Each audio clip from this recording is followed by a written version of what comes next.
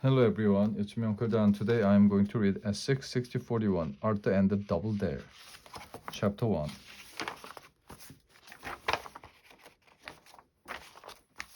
Arthur, Buster, Francine, and the Brain was sitting in the treehouse one day after school.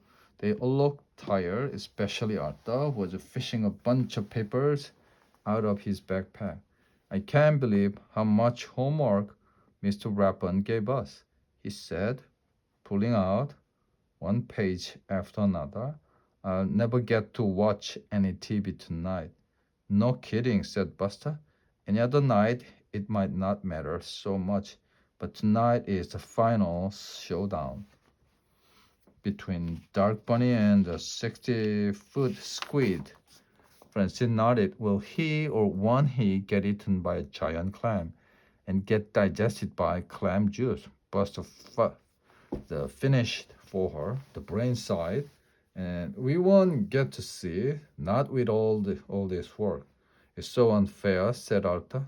Mr. Rappan gets to make all the delicious decisions himself. Sometimes I think we should get to decide whether we get homework or not. Yeah, said Buster. I like that idea. I like it a lot. I like to make that decision all the time, which is exactly why we don't get to, the brain pointed out. Still, said Arthur, we should get some choice. One of these days, I'm just not going to do my homework. Impossible, said Buster. How could you ever face Mr. Rappan? I don't know, Arthur admitted. He straightened up his shoulders and took a deep breath. I just wouldn't go to school. Maybe if I'm not at school, I don't have to worry about homework. Branson laughed. Oh, right. You skip school? Come on, you're too much of a scaredy cat. I'm not, Arthur insisted. There is not a scaredy cat bone in my body. I could skip school in a minute. He tried to snap his fingers like that. Branson snorted. Oh, yeah? Yeah, okay then. I dare you. The other kids gasped. Wow, said Buster. She dared you, Arthur. So, Arthur shrugs. It's a dare, said Buster. Now you have to do it.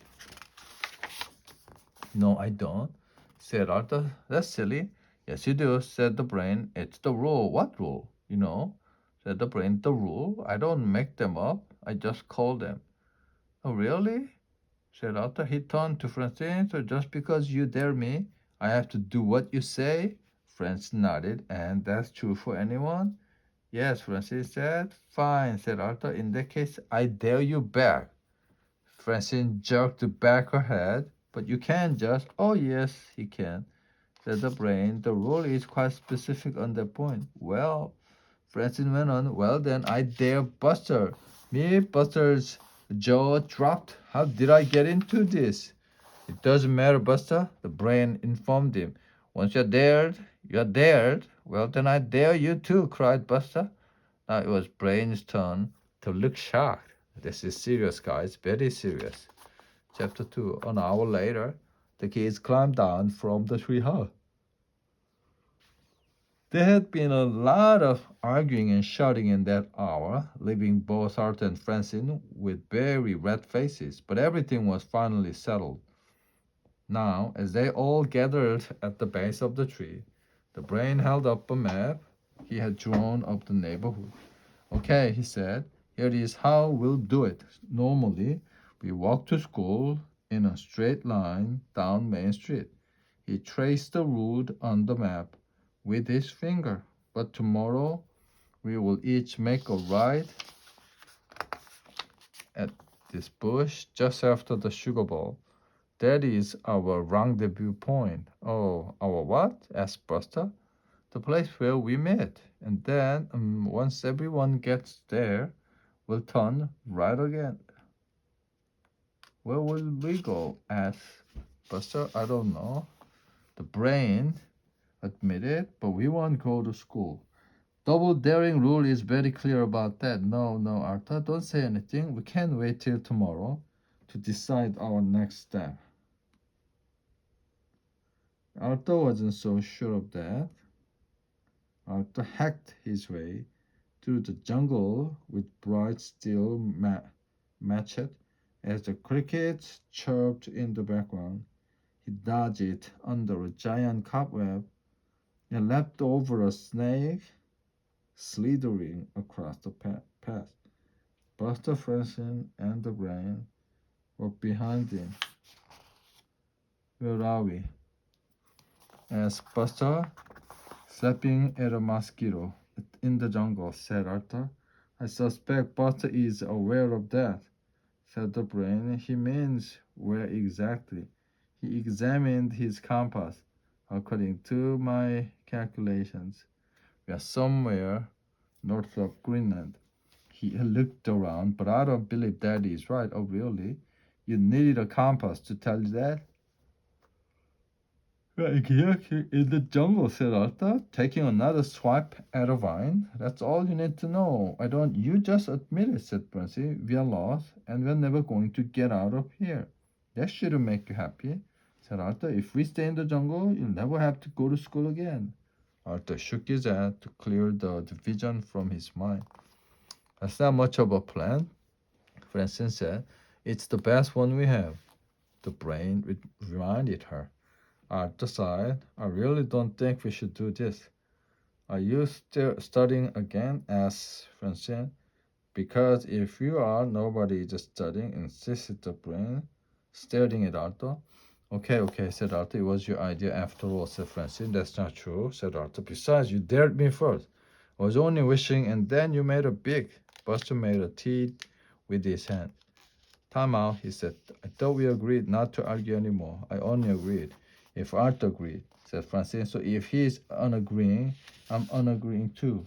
Actually, I'm unagreeing first, so he has to agree with me if he wants to. Look, the Brain cut in. However it happened, it is out of our hands now. We have all been dared, and that's that. Chapter 3. At the dinner table that night, Arthur didn't have much to say. Even when baby Kate turned her head sideways and picked the French fry off his plate, he didn't notice. DW stared at him. Mom, said Arthur, DW is giving me the evil eye. I'm not. I'm just curious. Your face looks so funny, so there must be a reason. What are you thinking about? None of your business. Arthur, said Mom, DW, maybe you could turn your attention away from your brother and toward those Brussels sprouts. I think they are feeling a bit neglected. Do I have to? Arthur is much more interesting than Brussels sprout. She paused. Well, sometimes. Arthur made a face at her. A little later, Arthur sat down on the couch in the living room watching TV. DW stuck her head in the doorway. Is it safe to come in? Yeah, sure. It's a commercial. Anyway, DW hopped onto the couch. So has the clam eaten dark bunny yet? Yup. Was it really disgusting? DW asked. I guess so. The good said, DW. So are you going to tell me what is bothering you? Arthur frowned. Well, you quit it, DW. I didn't look guilty. I didn't say you look guilty, said DW. Oh, well, that's what you were thinking. I look completely the opposite every day, completely not guilty. Mom stuck her head in. Don't you have any homework, Arthur? He shook his head. I've done everything I need to. All right. She gave him a long look. If you need to talk, you know where to find me. Arthur nodded, but he wasn't really paying attention. After sitting for a few more minutes, he went to bed early. No, he mumbled, tossing and turning.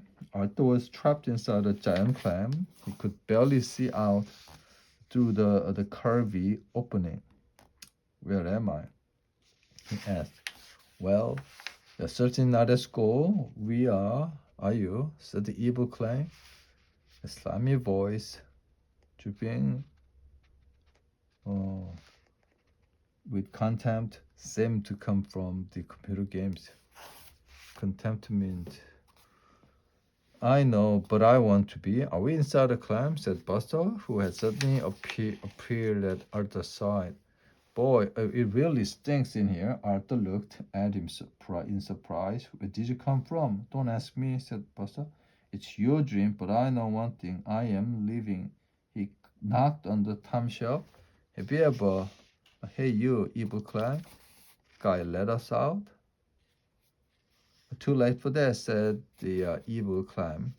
You took a wrong shit at bush back there, and now wave up disguising liquid washed floor over their feet.